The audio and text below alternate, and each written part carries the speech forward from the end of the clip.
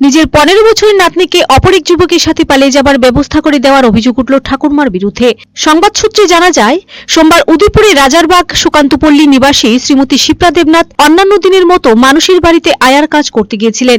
এমন সময় ওনার কাছে খবর আসে ওনার 15 বছরের নাবালিকা মেয়ে আগরতলা বিমানবন্দরে রয়েছে।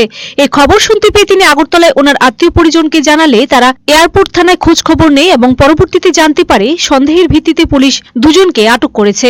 কিন্তু পরবর্তী সময়ে ওই নাবালিকা মেয়ে ঠাকুরমা শেফালী দেবনাথ, যার বাড়ি উদয়পুর গোকুলনগর অর্থাৎ চৌমুহনী এলাকায়, উনি পুলিশের সাথে যোগাযোগ করে জানায় এই নাবালিকা মেয়ের মা বাবা কেউ নেই, তারা চিকিৎসার জন্য চেন্নাই যাচ্ছে, তাই তাদেরকে যেন ছেড়ে দেওয়া হয়।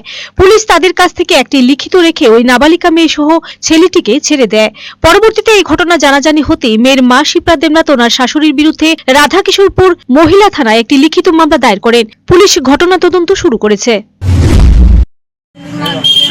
আমার মেয়ে হয়েছে একটা কোনখানে আমার না করে জানা কি শাশুড়িকে অনেক কি করেছিল কোনখানে বাড়াই দিচ্ছে না যেটা খবর